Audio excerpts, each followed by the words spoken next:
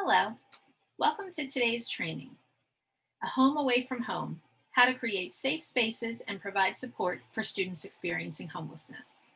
My name is Colleen Landy, and I oversee the services to kids and families who are experiencing homelessness at the district and in charter schools in Philadelphia. Before we start, I would like to remind you that today's session is asynchronous, and if you have any questions after the session, please reach out to me at clandy@philasd.org.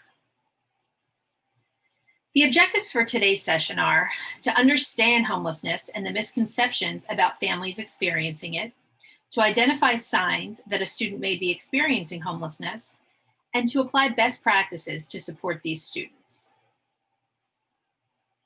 So what do we mean by homeless? So often people think of homeless as someone who's just sleeping out on the street.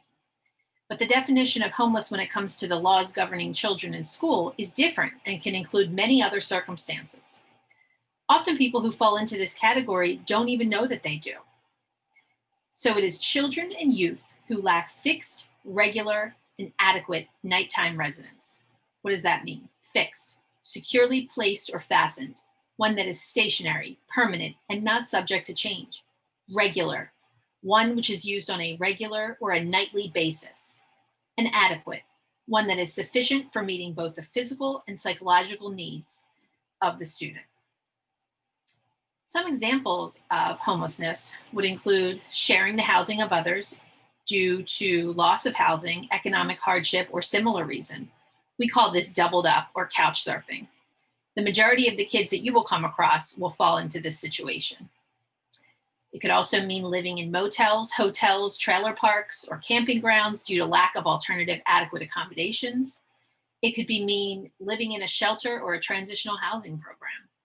It could mean living in a public or a private place not designed or regularly used as accommodations.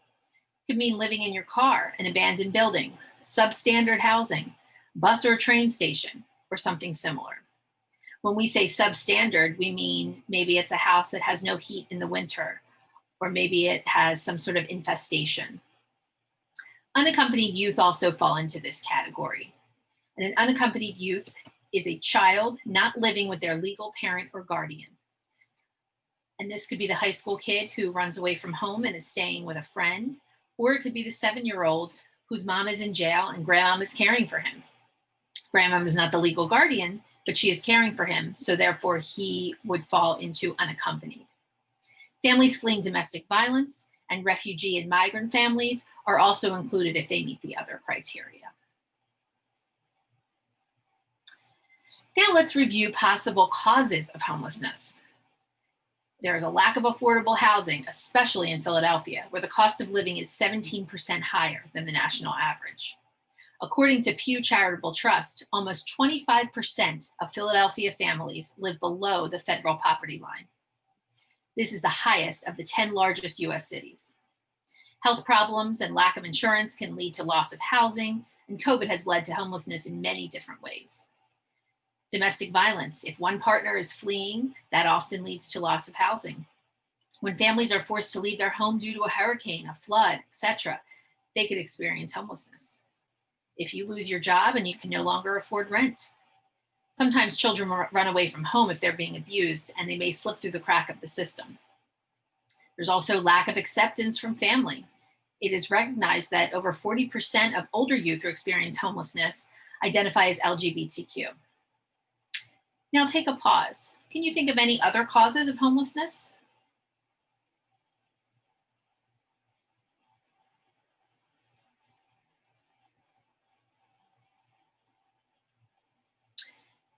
How many kids are we talking about here? Why don't you take a guess?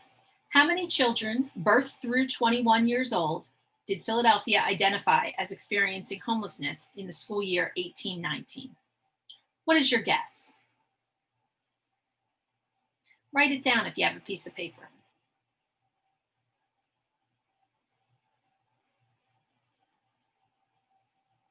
The number was 7,847. But the actual number is probably a lot higher than that. Counting the true number is very challenging due to the stigma and families not wanting to reveal themselves or ask for help.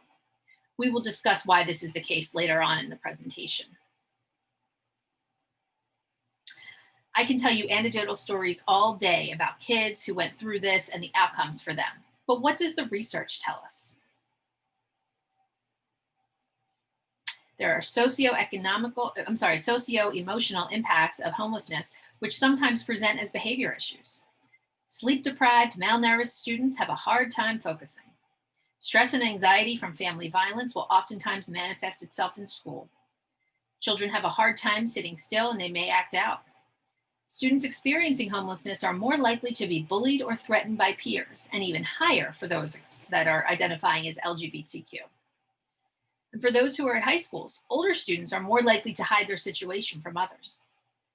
These students are facing all these emotional challenges, yet they're expected to perform at the same level as the students without the same baggage. There are many impacts of homelessness on academic success. Delays in language, literacy, and social emotional development. There are higher rates of truancy and suspension. According to the Institute for Children, Poverty, and Homelessness, students were suspended at over twice the citywide average if they were Black in New York. And in addition, students who are experiencing homelessness are identified later than their peers as needing an IEP. When attention deficits or other learning disabilities are not met with adequate support early on, they can later turn into behavioral problems that lead to suspensions. It also puts children at risk for later academic problems, including risk of not graduating high school. So we know that experiencing homelessness makes it challenging for kids when they are in school, but it also makes it challenging to get to school. And this is where attendance factors in. Take a look at some of the top challenges children experiencing homelessness face when it comes to attendance. It's hard to make school a priority when you don't know where you're sleeping that night.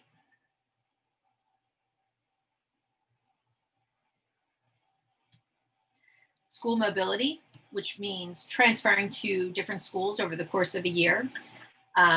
This, we know, it's widely recognized, takes an average of 4 to 6 months to recover academically after changing schools. School of origin is the key. Staying in one school for the whole year, if we can make that happen, that's the best thing. So who are these kids and how do we identify them? Kids are not always going to tell you what's really going on. If you notice any of these signs, please dig deeper with them. But keep in mind, correlation is not necessarily causation. Just because a kid is sleeping in class does not mean that they had nowhere to sleep last night. It could be from medication, or it could be from staying up too late, but it could mean that they rode the subway all night because it was warm and they had nowhere else to go. The point is, if you notice a kid sleeping in class, ask them if something's going on and reassure them that you are a safe person. Here are some signs to look for. Lack of continuity in education. When they move around a bunch, they may transfer from school to school to school. Poor health and nutrition. They may not have access to health care. Food hoarding at breakfast and lunch. They may not have food at home, and so they are keeping it so that they can bring it home to their other family members. Transportation and attendance problems. They may not even realize that we can provide transportation to get them to and from school. Poor hygiene and clothing is something to look for. They may not have access to wash their clothes, and they may not realize that we can help provide uniforms. Lack of personal or privacy, personal space or privacy after school. They may have nowhere to do their homework or their projects or even read. Students bringing unnecessary items to school because maybe wherever they're staying, it's not safe and they don't want to leave their stuff there. Overprotectiveness of personal items. They may have had to leave behind cherished stuff in the past. And so they bring it with them and they're very overprotective of what they do have. Social and behavioral concerns. That behavior could be caused by the trauma of homelessness. As we know, trauma is an emotional response to a terrible event. So what does this look like in a virtual world? We often hear from students that school was the only thing that felt consistent in their life when they were going through homelessness. So with the pandemic and school not actually being there, that could be really scary for some kids. Here are some things you can look for and encourage your school staff to look out for. What is the student's environment in the Google and Zoom background? Are there frequent background changes? Does it look like it might be a hotel or a motel in the back? Are there many people besides just the immediate family in the background? Maybe they're doubled up living with somebody else and there's all these other people there. Is the background a public space? Are they outside? Is this child having difficulty participating in scheduled class times or completing assignments? Why is that? Is this student or the parent unreachable for periods of time? Have you asked them why? Now we're going to take a look at a video that was written by the school district's Education for Children and Youth Experiencing Homelessness team and a group of young people who actually experienced homelessness themselves while they were in school. They are known as the Young Adult Leadership Committee through the city of Philadelphia. Students from Parkway Center City Middle College created and produced this video through our very own PSTV.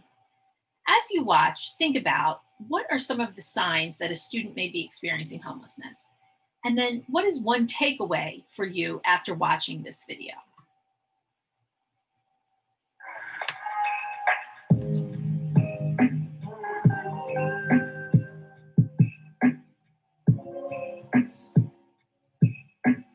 The goal of the school district's Education for Children and Youth Experiencing Homelessness program is to reduce and remove educational barriers for youth experiencing homelessness in Philadelphia.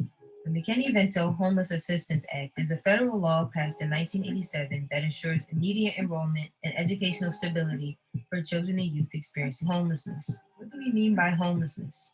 Children and youth who lack fixed, regular, and adequate nighttime residence, living in motels, hotels, trailer parks, or camping grounds due to lack of alternative adequate accommodations, living in emergency or transitional shelters, living in public or private place not designated for or regularly used as accommodations, living in cars, abandoned buildings, substandard housing, bus or train stations, or similar settings. The majority of students you will come across will be doubled up, or as we call it, couch surfing. Philadelphia also provides uniform assistance, resources such as book bags and school supplies, transportation, and a dispute resolution process. Every local education agency must designate a liaison for students who fall under McKinney-Vento. Counselors act as liaisons for each district school. Refer students who you think may be experiencing homelessness to the school counselor or the ECYEH team. And for more information, reach out to the team at ecyeh@philasd.org. Now that you've seen some examples of youth and child homelessness, can you spot the signs of student housing insecurity?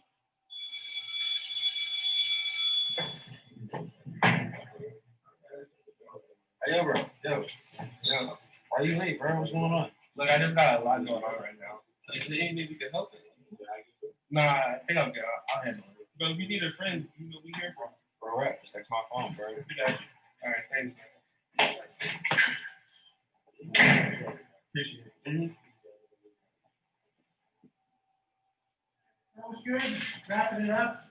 Tomorrow, continue where we left off. Let's go. Back to it.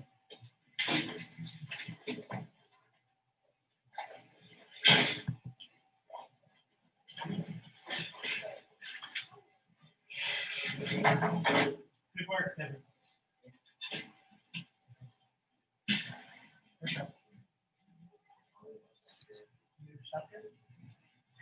All right, so you just put it up on the cabinet. That way you don't janitor's won't touch it. Okay?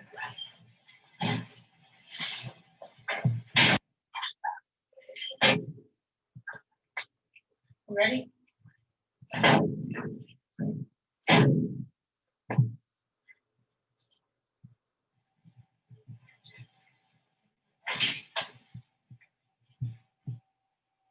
Did you spot the signs? In the first scenario, the student has been consistently out of uniform, which can sometimes be a sign that the student may not have access to wash their clothes regularly. Hey, yo, bro. Yo. Why you late, bro? What's going on? His friends notice a pattern in the student's behavior. They should further consult an adult. What's going on right now? So is there anything we can help with? Nah, I think I'm good. I'll handle it. But if you need a friend, we here for. Bro, right. Just text my phone, bro. We got you. All right, thanks, man. Appreciate it. Mm-hmm. That was good. Wrapping it up. Tomorrow, continue where we left off. Let's go. Back to it.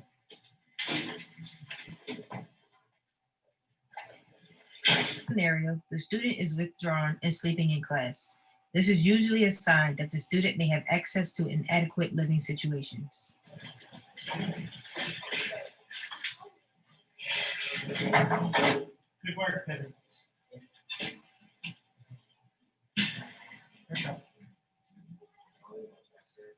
Stop here. The student also asks to leave their books and work in class, which can sometimes be a sign that the student doesn't have a safe place to keep their belongings. Ready?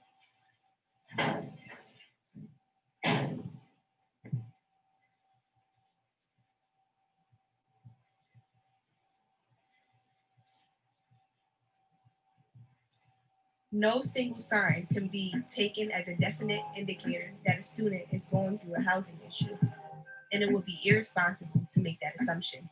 But a combination of the signs over time means that school staff should dig deeper and try to learn more about what is going on. And it is very important that we do dig deeper instead of potentially punishing student behavior that could be caused by homelessness. Approaching a student who may be experiencing housing insecurity can be challenging, but it's very important that school staff are a resource for students who may be going through housing insecurity. I wish staff knew that it's really hard to keep up with your grades or even come to school every day when you have to find something to eat or a place to sleep. I wish staff knew that I had too much pride to tell anyone what was going on, so I kept to myself. I wish staff knew that I didn't know of any resources. I didn't know who to talk to, and I just wanted someone to talk to at least.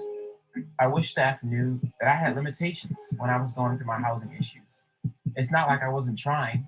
I was dealing with childcare issues. Not having a place to lay my head, trying to find something to eat, it was all overwhelming. I wish staff knew that my phone was my lifeline. My phone helped me figure out if I could have a couch to sleep on that night, or if I was going to be outside.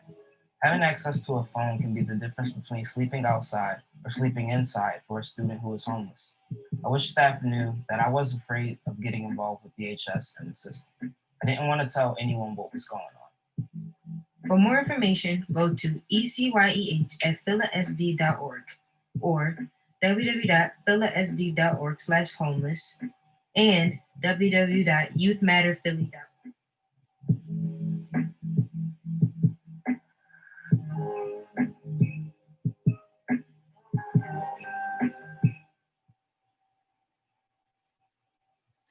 So, what is one takeaway that you got from that video?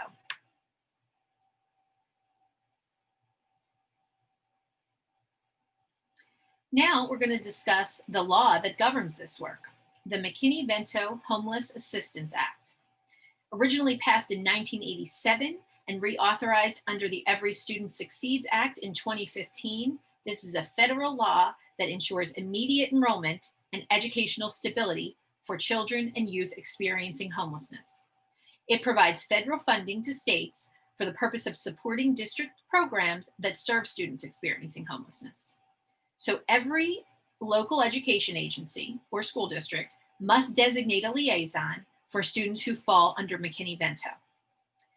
Every charter, as its own LEA, has a liaison, and then counselors or a principal designee act as liaisons for each district school.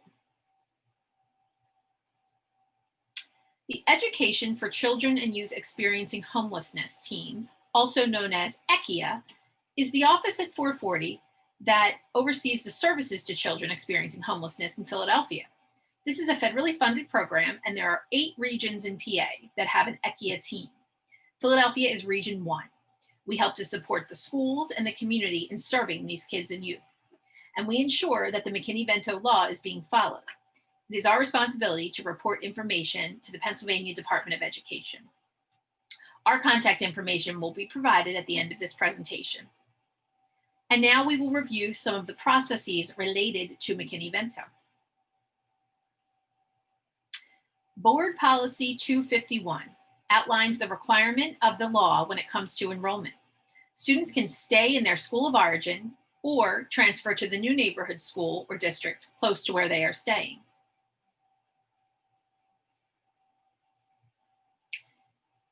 And this can be the entire time they are experiencing homelessness or until the end of the school year in which they move into permanent housing. School of origin is the school that they were attending when the homelessness began. If a student becomes homeless in the summer, they may continue in the school of origin the following academic year. Children who are enrolled, children are to be enrolled immediately, even without school records, medical records, proof of residency, or other documents. If the youth is unaccompanied, they can enroll without a parent or guardian. They can sign for themselves. This still applies to online enrollment. We have been instructing families to upload a letter or just a piece of paper that says McKinney Vento as a placeholder for any document that they do not have, so that the system allows the application to be submitted. We try to keep kids in their school of origin because, remember, it takes about 4 to 6 months to recover academically from switching schools. But sometimes it's in the best interest of the child to transfer to the new neighborhood school, depending on a few factors. So, how far away is the school of origin? What is the age of the child? An older child may be able to travel on a bus for a longer period of time than a younger child. The circumstances of the move. The child may no longer feel safe if they had to flee domestic violence in a particular neighborhood, for example. And also, this is the case across counties. It's a federal law.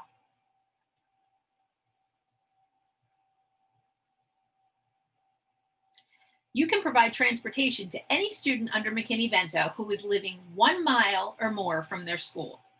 This could be in the form of a transpass, school bus, if there is one along that route that has space, or a cab in some cases where there is no SEPTA route along that way.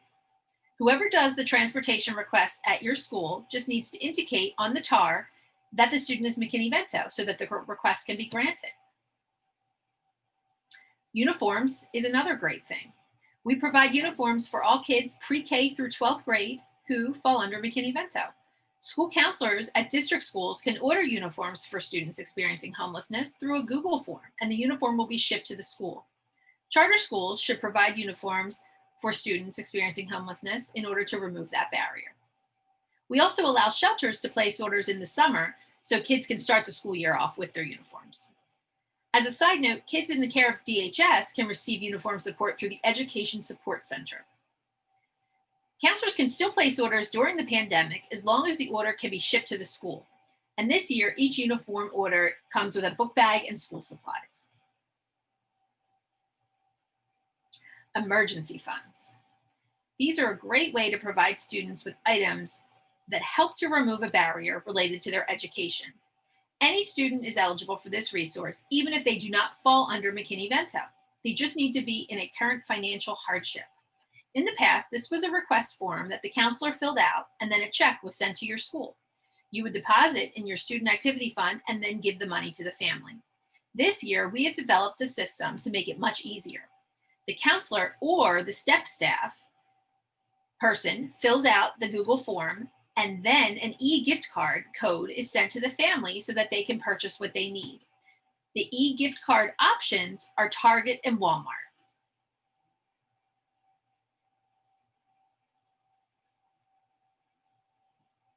So how do you determine if a kid is in fact eligible for services under McKinney Vento? You or any school staff meets with them and makes that determination as a professional.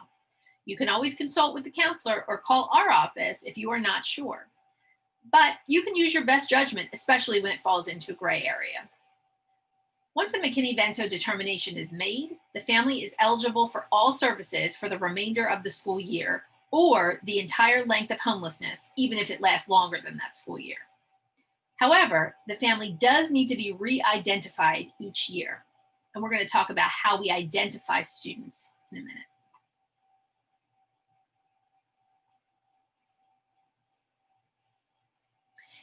In 2018, a new tab was added to the Student Information System, or the SIS, to help count and track students who are experiencing homelessness. For confidentiality purposes, only principals, counselors, nurses, the Multilingual Assessment Center, the MAC, and our team, the ECHIA team, have access to this. This is why it is important to always refer a student to the counselor if you determine that they fall under McKinney Vento. Tracking this information is important for many reasons. Most important, it can ensure that this family gets connected to the resources that they might need. We have to send this information to the Department of Ed, and that determines the funding to continue to serve this population. A good example of why it is important to fill out the homeless tab is that in the spring of 2020, when the pandemic hit, the district was able to purchase hotspots to distribute to families who might need them for virtual learning. How was this determined? Of course, principals were asked to submit lists of students, but a report was also pulled of all the kids who had a homeless tab, and they were given priority.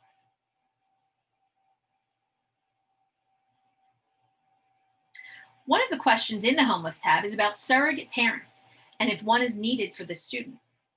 An educational surrogate parent is an individual who has been appointed to represent the educational interests of a child with disabilities when the parent is unable or unwilling to do so. Surrogate parent is appointed to ensure that the educational rights of a child with disabilities are protected. A surrogate is needed when a student has an IEP and the student is unaccompanied without an adult caring for them. It could be any adult in the student's life who would be willing to be a part of the IEP meetings. It cannot be an employee of the district or anyone with a conflict of interest. If a youth is in shelter, the shelter staff can act as temporary surrogates, but a more permanent surrogate will need to be assigned.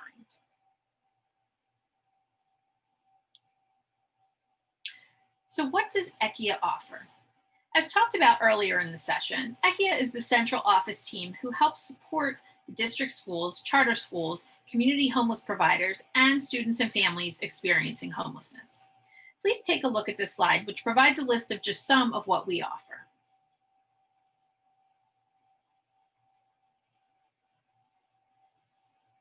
We would also be happy to provide professional development to any of your school teams. Typically, this is offered annually to secretaries and counselors, but we would love to share our information with other school staff as well, especially those who work directly with the students, because you never know who a student who is experiencing homelessness will confide in. We also have programming specifically for high school kids through our teen program.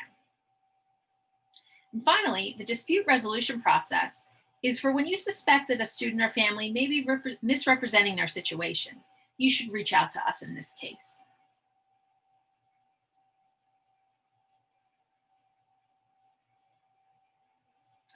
Have you ever heard students or families express these fears? We want to acknowledge these fears and use best practices to address them.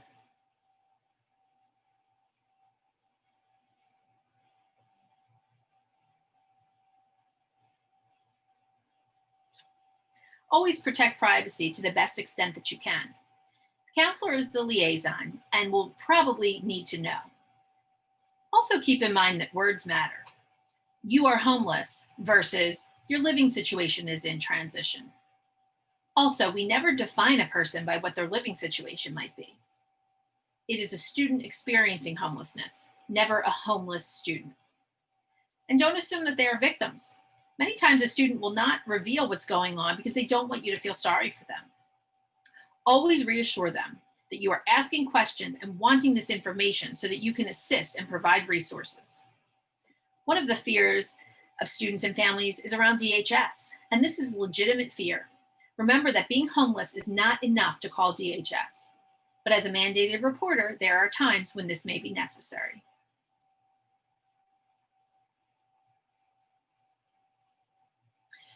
Communication is the foundation for any relationship. Students disclose to whom they trust. Maybe you are not the one that has developed the relationship with that student. Bring a teacher into the conversation or a climate manager or somebody that they may feel really comfortable with.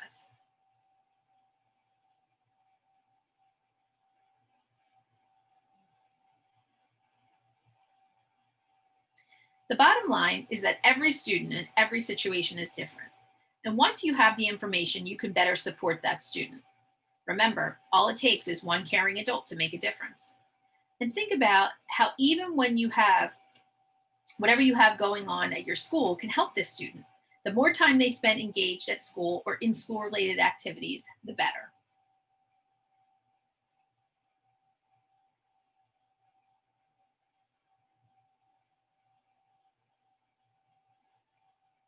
Sometimes wanting to help might go too far. Setting boundaries is vital to the safety of the student as well as to your own self-care. If your 11th grader is homeless and couch surfing, don't take them home with you. Bring them to the counselor where they can help them secure a safe place to stay. The counselor might call Covenant House to see if they have space in their youth shelter, or they might call the Synergy Project, the street outreach team who helps connect older youth to housing resources. Or maybe the youth is fine where they are and they just need a transpass to get to and from school. Let them tell you what they need.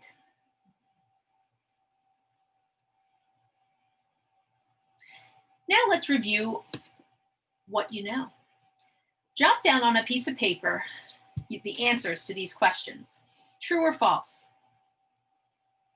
Number 1, most children and youth experiencing homelessness live in shelters and transitional housing programs. True or false?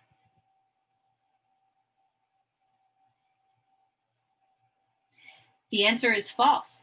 Most are sharing the housing of others due to loss of housing, economic hardship, or a similar reason. Couch surfing doubled up. Number 2, lack of a high school degree is the greatest risk factor for young adult homelessness. True or false?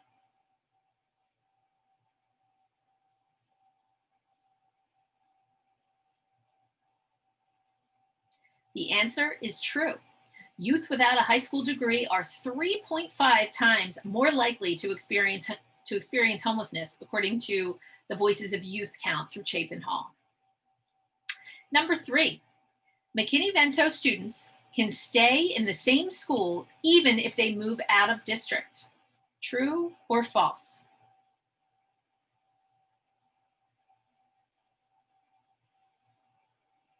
The answer is true. As long as it is in their best interest to remain at the school of origin, they can do that. Number 4, McKinney-Vento students should sit out of school while their school and health records are obtained. The answer to this is, of course, false. McKinney-Vento students must be enrolled in school immediately, even if they lack documents typically required for enrollment, including school and health records. Enrollment means attending classes and participating fully in school activities.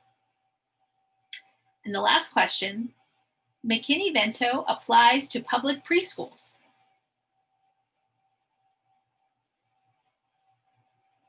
And the answer to this one is true. Pre-K through 12th grade.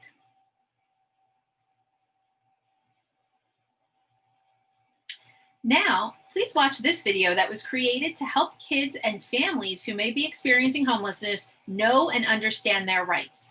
And please share this with everyone you know to help get the word out.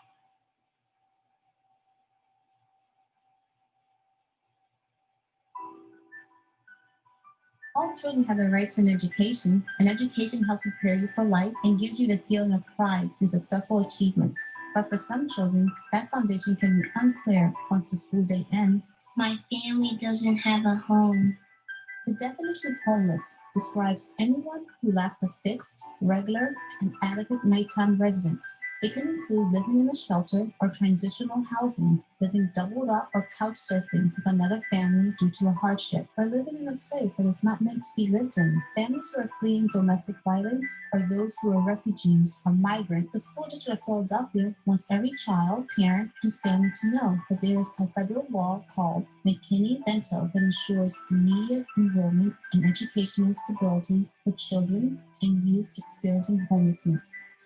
If you think you may be experiencing homelessness, please talk to your school counselor. They can direct you to the right resources. You can also reach out to the Education for Children and Youth Experiencing Homelessness team. If you do qualify under McKinney-Vento, you have certain rights in Philadelphia, such as staying in the school that your child was attending. You can also receive resources such as school uniforms, school supplies, book bags, and winter coats. The thing about homelessness is that it can happen to anyone. Homelessness is something that you may experience, but it doesn't define you. And sometimes all that's needed is a helping hand and knowing that someone cares. The School District of Philadelphia cares, and we are here to help families and your children to succeed.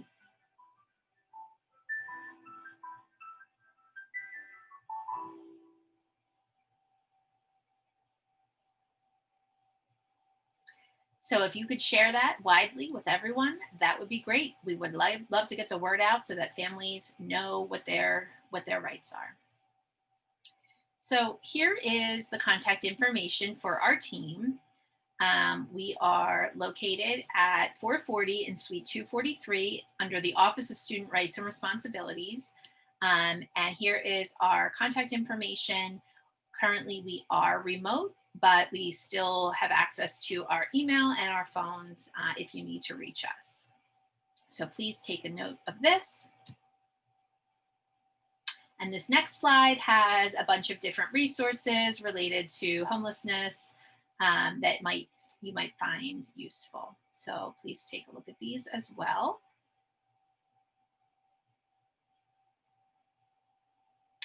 And finally, thank you for participating in today's session and have a great rest of your day.